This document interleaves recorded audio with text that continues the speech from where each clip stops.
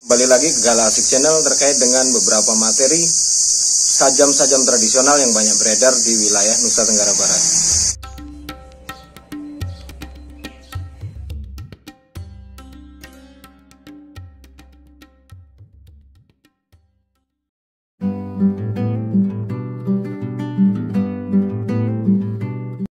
Assalamualaikum warahmatullahi wabarakatuh, dan kembali lagi ke Gala Aksi Channel dengan playlist terkait dengan etnis Sunda Kecil. Dan kali ini kita akan membahas terkait dengan duo badik, yaitu badik yang secara kebetulan ini adalah pertemuannya tidak disengaja ya. Salah satunya adalah yang ini kebetulan saya ketemukan di lokasi pasar di Bilangan, Lombok Timur pada saat saya berburu aksi hunting arloji. Nah, kebetulan menemukan ini yang secara tidak sengaja belakangan menemukan pasangannya yang justru ada di keluarga. Jadi kalau dilihat sekilas dia memang sama ya. Nah, untuk lebih detailnya kita akan melihat langsung secara lebih dekat bahasannya. Yuk. Nah, secara lebih dekat kita bisa akan lihat bentuk luarnya secara fisik, secara banwang, dan antara pangulu dan banwangnya sama menggunakan kayu kemuning, termasuk juga pada banwangnya ini. Yang menjadi agak pembeda adalah hanya pada ujungnya.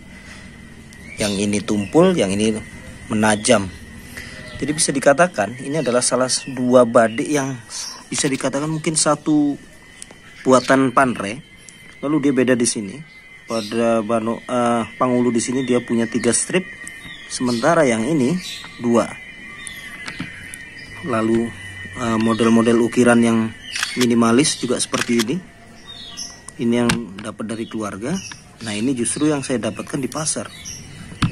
Jadi agak sedikit si badik yang ini, mungkin ini yang laki dan ini perempuan. Nah, yang sedikit bikin penasaran adalah bagaimana sebuah badik yang bisa dikatakan bahwa dia adalah teman setia seorang laki-laki, yang dikatakan bahwa bahkan saudara yang tidak terpisahkan mestinya. Justru badik ini bisa saya temukan di pasar ya. Dia bercampur di antara beberapa barang senjata tajam yang khusus untuk kerja-kerja di ladang, seperti itu, antara parang, cangkul, dan lain sebagainya. Dan ini yang agak beda, makanya saya langsung angkut waktu itu. Dan ternyata dia malah justru menemukan saudaranya. Jadi kita akan lihat langsung secara sekilas bagian dalam. Oh ya, untuk banwang sebaliknya kita juga bisa lihat sama. Nah, ini motif ukirnya juga tipe simple, sederhana seperti ini. Yuk kita lihat bagian dalamnya. Bahkan pada tampilan perwarnaan pangulu, motif-motif kayunya ini hampir sama antara yang jenis jantan ini dan katakan kalau ini adalah tipe betinanya. Jadi warna kuningnya ada di ujung-ujung begini. Nah, kita akan lebih detail lihat secara tampilan bila. Nah, yang laki ini, yang di bawah ini, dia panjang bilanya sekitar 15,5 cm, sementara yang atas adalah 14,5 cm. Itu beda hanya 1 cm saja di antara keduanya. Jadi kita akan coba lihat detail. Ada agak sedikit pembeda ya di antara ini. Nah, secara asal sudah seperti yang sebelumnya, antara badik-badik yang saya dapatkan dari alur-alur keluarga, sepertinya ini masih tipe Maros. Yuk lihat lebih detail. Nah, untuk badik yang pertama kita akan lihat jejak pamornya seperti apa. Nah, seperti ini besinya. Bisa dikatakan tua, tapi ini semacam tidak bermotif ya. Dia satu warna aja. Apa ini jenis Malela atau bagaimana? Bahkan ini ada format retakan. Jadi kalau dilihat di ujung sini seperti model kepala hiu ya. Dengan model ada coakan di sini seperti mata. Ini, lalu baliknya seperti apa? Yuk kita lihat lagi baliknya. Nah, ini belahannya agak di atas, ini agak lebih dekat lagi ya tampilannya. Lalu format ceruk-ceruk kasarnya ada di bawahnya seperti itu. Masih terdapat jejak-jejak karat yang memang agak sulit dibersihkan, tapi ini akan kita lagi topang lagi ya di beberapa saat kemudian. Ini sudah menjelang retak ini. Saya terlanjur salah dalam membersihkannya. Nah, jika tadi badik yang di atas, maka kita akan lihat badik yang kedua. yang saya anggap ini adalah pasangannya, si perempuannya. Seperti apa detil-detil pamornya. Jadi kita lihat juga retakan sama terjadi di pangulu. Lalu seperti ini. Kayaknya si bunga garamnya juga kelihatan ini, kalau dicuci bersih muncul biasanya. Lalu alur-alur lekukannya nih, formasi bilahnya juga cukup menarik, mengumpul di ujung begini.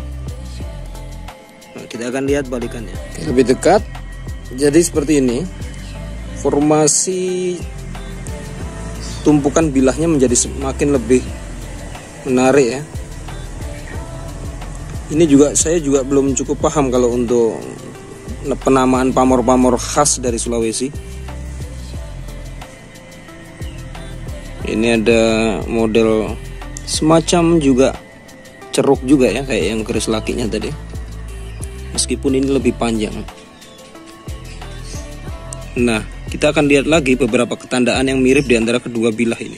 Oke, berikut berdasarkan ciri yang dalam penamaannya mungkin oleh teman-teman di komunitas penggemar parewa besi di Sulawesi menyebutnya, mungkin ini yang disebut apa ya, kayak ceruk-ceruk begini nih. Apakah ini yang dibilang rakapang? Nah, ini ada beberapa di sini, 1, 2, lalu mana lagi ya? Ini agak banyak di depan-depan sini. Di mana dia? Nah, ini di sini, lalu ini, hingga yang di ujung ini yang menyerupai semacam mata ini. Yang kalau didekatkan dia akan terlihat beberapa jejak serat-serat besi bagian dalamnya. Nah, sementara kalau yang di tipe badik perempuannya dia nggak ada ya semacam alur-alur ini. Tapi di antara kedua badik ini memiliki ciri yang sama. Kita akan coba lihat, yaitu ketandaan yang ini. Semacam retakan antara dua atas ini. Yang tadinya saya pikir ini adalah jejak yang hendak mau dipotong, tapi ternyata memang begitu ya. Nah, bisa lihat seperti ini. Lalu ini. Sementara kalau badik yang tipe satunya dia seperti ini. Nah, ini jejak di bawahnya juga ada bilahnya kayak semacam terpotong. Cuman bedanya dia agak sedikit di ujung bagian atas. Sementara kalau yang badik satu ini dia lebih ke sepertiga bawah ya. Nah, ini kalau disejajarkan dia seperti ini. Entah apa nama-namanya.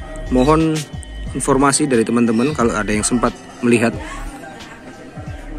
Nah, yang adapun yang sedikit penambahan yang lain adalah seperti ini ya.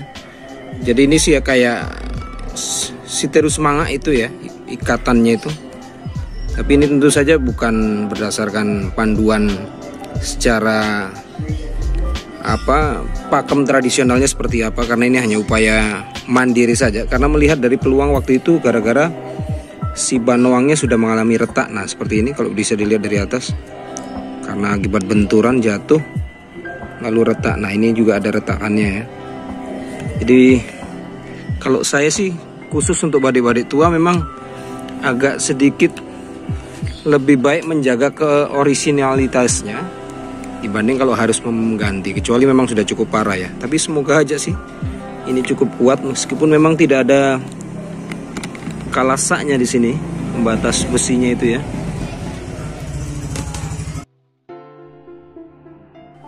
Nah, berikut seperti apa? Lihat ya, sisi ke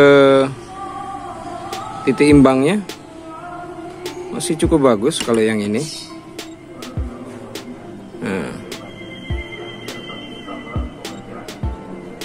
Nah, sementara kalau yang satunya ini terlalu masih bilahnya tajam, ini agak miring masih ini.